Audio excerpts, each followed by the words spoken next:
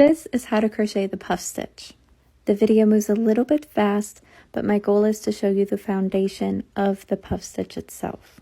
So for this swatch, I'm going to start my foundation row with the 4th chain from the hook, and there I'm going to yarn over and pull up a loop 3 times until I have 7 loops on my hook. All the loops together should equal the height of a double crochet, and then I'm going to yarn over and pull through all the loops and chain 1. For the next puff stitch, I'm going to skip 1 chain, and then I'm going to yarn over and pull up a loop 3 times again until I have 7 loops on my hook. This time I want you to watch my left middle finger and thumb. They are guiding the hook through the chain, and then they are pinching the chain so that the loops are taut and the hook can guide through them smoothly. They also help ensure that all loops are about the same size so that you don't have random loops that are just poking out.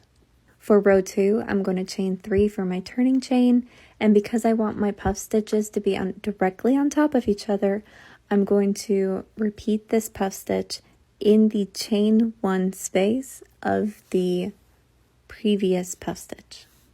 And again for this one, I'm going to yarn over and pull up a loop 3 times until I have 7 loops. Then I'm going to yarn over and pull through all the loops at once, and then I'm going to chain 1 to close the stitch.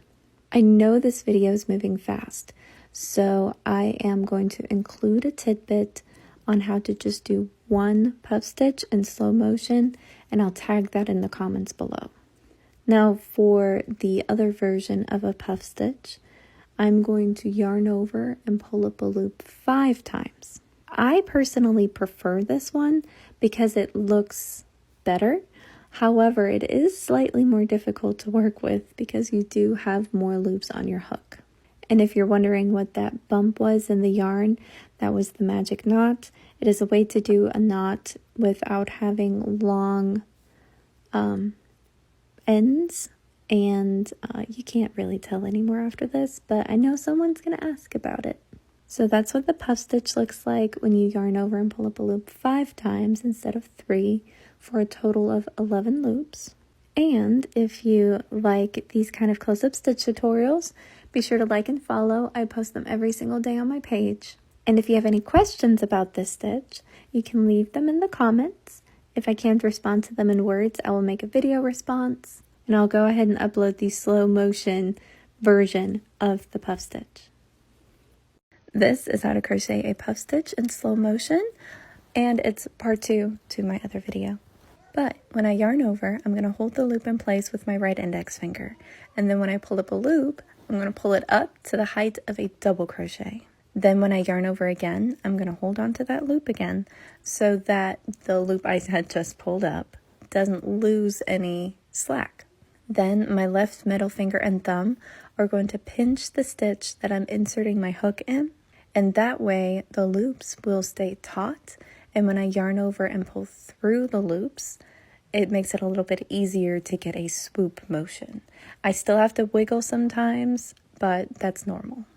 If you've been practicing the stitch and you're still struggling, at this point it could be your hook. I always preach to beginners that you should not spend a lot of money on hooks at the beginning because you don't know what your needs are yet. You don't know what kind of stitches you like, you don't know how you like to hold your hook, you don't know what kind of adjustments you've made in attaining your muscle memory. So in this case, if you are wanting to do the puff stitch because you want to make beautiful flowers or a jasmine stitch or something like that, and you're struggling pulling through all the loops, look for a smooth hook with a tapered head. Stay away from inline hooks. Like Susan Bates. It's a wonderful brand, but the yarn does get stuck. And beware of wooden hooks because sometimes they're not filed down correctly, so make sure you get them from a reputable seller.